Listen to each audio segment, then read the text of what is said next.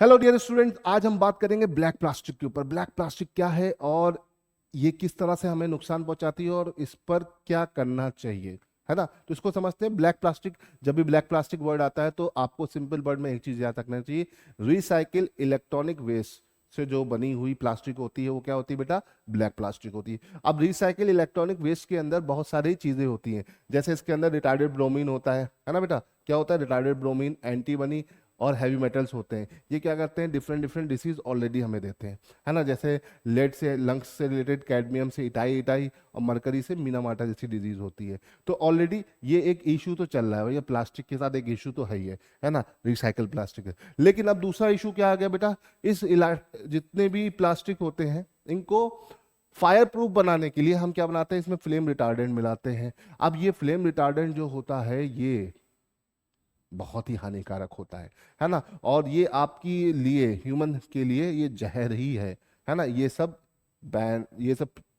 जो चीजें हैं ये ब्लैक प्लास्टिक से बनी हुई है और ज्यादातर देशों में ये बैन है ना। इस पर हम दो रिपोर्ट्स को लेकर चर्चा करेंगे। जैसे केमोस्फेयर का एक जर्नल है। केमोस्फेयर का जो जर्नल है बेटा, इसको ब्लैक प्लास्टिक के ऊपर यूएस में किया गया था। और अगर हम यहाँ पे बात करते हैं तो जब यूएस में ये एनालाइज किया गया एक, तो ये पता लगा कि ये फ्लेम रिटार्डेंट जो सब्सटेंस है जिसे हम डेका ब्रोमो डाइफिनाइल ईथर बोलते हैं, इन शॉर्ट इसे बोलते हैं BDE 209, ये बहुत ही हार्मफुल है ना।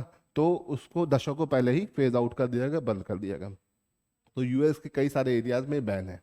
अब ईपीए ने एक रिपोर्ट जारी करी। ईपीए मतलब इन्वायरमेंटल हेल्थ प्रोटेक्शन एजेंसी ने बोला कि भैया बीडीई सेफ है, लेकिन अगर हम इसको एक लेवल के अंदर यूज करें तो ये हमारे सेफ है ना। तो यहां से हमें समझ में आ गया बीडीई सेफ, बट क्या एक्चुअली में ये सेफ है? इसके लिए बहुत सारे क्वेश्चन अराइज होते हैं। क्यों? क्योंकि हमारे पास ऐसी कोई एजेंसीज इंडिया में नहीं है जो इसके लेवल्स को क्लियरिफाई करे। तो ब्लैक प्लास्टिक को यूज करने से पहले आप सोचिए। और प्लास्टिक को तो लाइफ से हमें खत्म ही कर देना चाहिए, क्योंकि प्लास्टिक हमारे लिए एकदम हार्मफुल है, इसे ध्यान रखिएगा। और लेवल के नीचे बीडी ऐड किया जा रहा है, ये हम एग्जैक्टली कैसे मान लें? सिर्फ लिखने से या इसकी टेस्टिंग होनी चाहिए? तो ये सारी चीज़ें बड़ी वैल्यू का रखती है। तो इस पर क्या है, कैसे है, इस पर पूरी चीज़ें प्रॉपर तरीके से देखना चाहिए और कोशिश करना चाहिए कि प्लास्टिक की यूज़ को ही कम करें, तभी तो रिसाइकिल प्लास्टिक कम होगा। तो इसे ध्यान रखिएगा। यूजफुल लगा वीडियो तो लाइक और शेयर ज़रूर करिएगा।